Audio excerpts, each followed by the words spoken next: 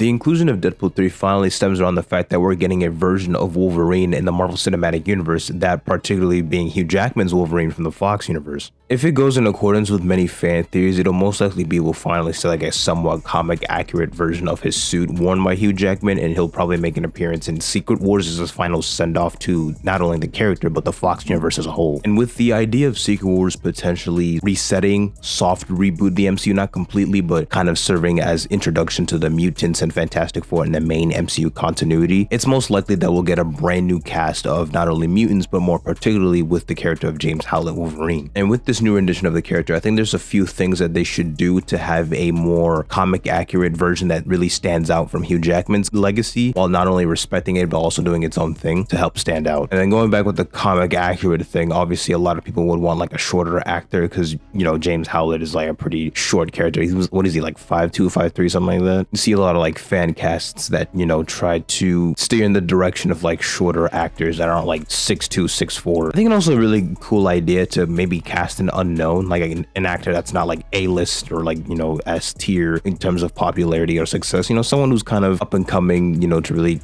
get a head start in their career. You know, a lot of these big superhero roles, whether it's like Superman or whatever, a lot of people try to prefer or in favor of casting an unknown. And this ideology also is included with future X-Men roles. So a lot of people, if they were to cast like a new Cyclops or Jean Grey, they'd also want a younger or a lesser known actor for the role. A really cool idea that I've seen going around throughout the past couple of years is if Marvel Studios did like a movie, or more specifically a Disney Plus show that served as like a period piece origin for Wolverine, because, you know, he's like a much older character. I think he was like born like the 1800s, and it's like kind of like that opening sequence of X-Men Origins Wolverine, where you see Logan throughout the different wars in history and how he participated with them. And then like in the Wolverine movie in 2013, you see him in like World War II. I think like maybe seeing his role in different events in the Marvel Universe's history, I think would be a really cool rendition. You know, maybe you'll see him as like his origin, when he was born, you know, when he was growing up, just the different wars like the Civil War, World War I, World War II, and then maybe like his integration in the Weapon X program. I could understand if Marvel didn't want to do this because they didn't want to do like another origin, because we already know it, but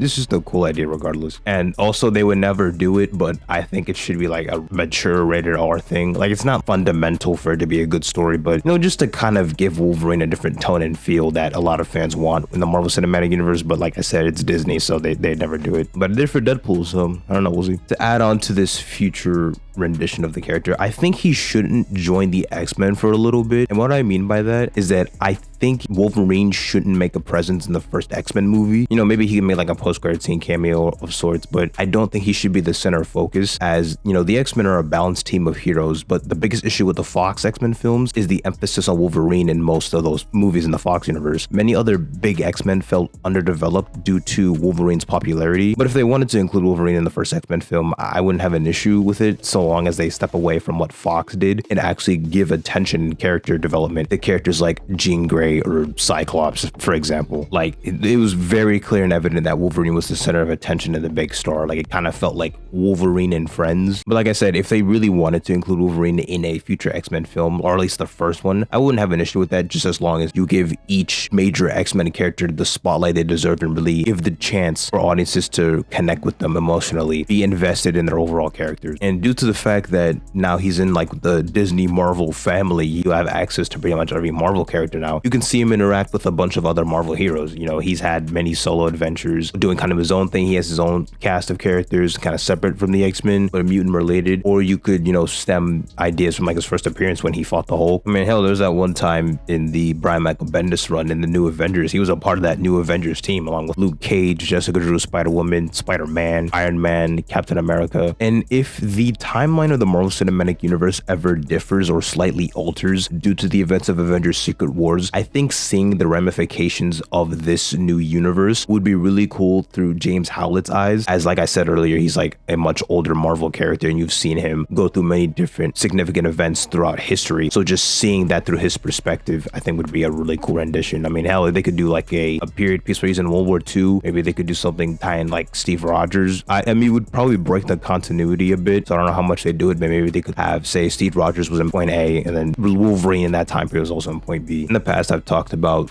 what I'd like to see for the X-Men going forward and how I think they would shape the MCU when it comes to like either timelines or just what the MCU will focus on going forward after the events of the Avengers and kind of their era is done. Whether they decide to recast major Marvel roles or kind of steer away from them, it's no secret that the X-Men, or maybe even the Fantastic Four for that matter, will be the new focus of the MCU going forward, and Wolverine will most likely make a really big staple of what the MCU represents in the years to come.